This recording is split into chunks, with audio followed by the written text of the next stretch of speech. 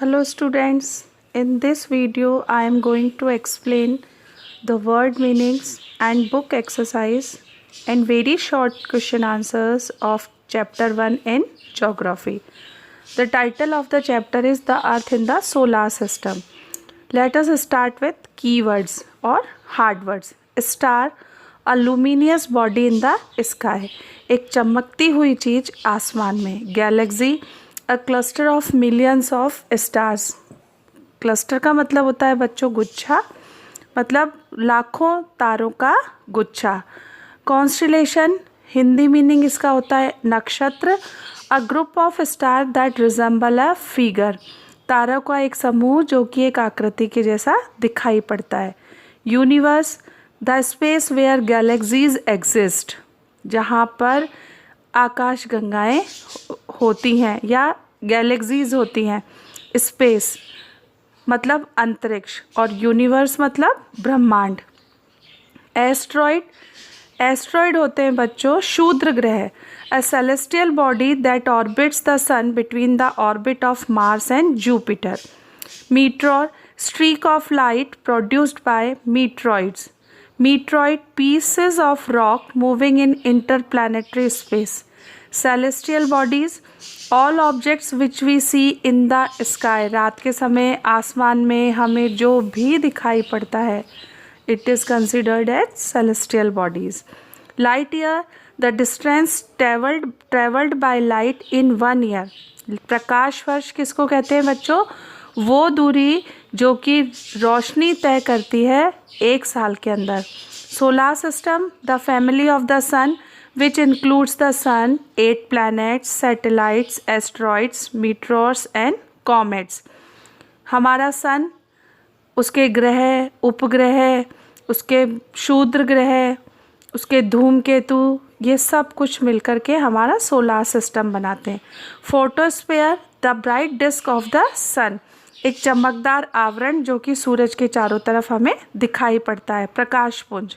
And velocity, velocity means speed. Now let us come to our book exercise.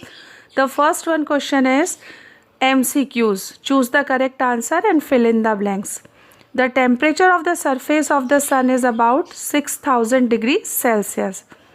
Head is reddish appearance, कौन से ग्रह की है reddish appearance? The answer is Mars. Rotated in a clockwise direction, the answer is Venus. Clockwise मतलब जैसे घड़ी चलती है ना, 12 बजे के बाद 1 बजता है, 1 के बाद 2, 2 के बाद 3, तो उस तरह से क्लॉकवाइज डायरेक्शन में घूमता है Venus. Halley's comet appears after every 76 years, हर 76 साल के बाद में. ये पीरियोडिकल कॉमेट है जो कि हर 76 ईयर्स के बाद में आता है. Let us come to our next question, that is true or false. If the statement is false, we have to correct the statement. All heavenly bodies are called celestial bodies. Yes, it is true. The light from the sun takes about 8 seconds to reach the earth. It is false. The light from the sun takes about 8 minutes, not second, to reach the earth. The star nearest to the sun is Sirius. No, Sirius is the largest asteroid, not a star. So this statement is false. The moon is the only satellite of the earth. Yes, it is true. Now fill-ups. Exercise C, fill-ups. The largest planet in the solar system is, the answer is Jupiter. The path taken by the planets to go round the sun is called orbit. Mercury, Venus, Earth and Mars are collectively called inner planets.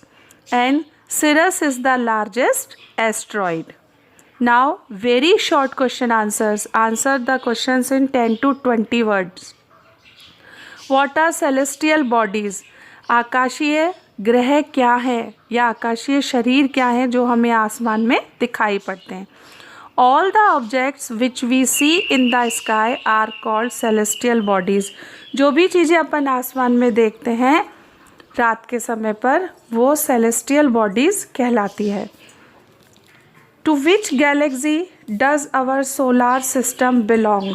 हमारा जो solar system है वो किस Galaxy से relate करता है, किस Galaxy के अंदर एग्जिस्ट करता है? The answer is milky way Galaxy और आकाशगंगा। मिल्की वे गैलेक्सी को ही कहते हैं बच्चों आकाशगंगा। Which are the two types of movements of the planets? हमारे जो प्लैनेट्स हैं वो कौन कौन से दो तरह के मूवमेंट करते हैं?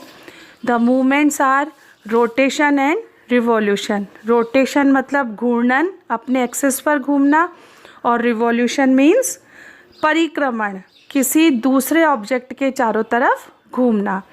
Rest of the answers I will explain you in the next video. Thank you.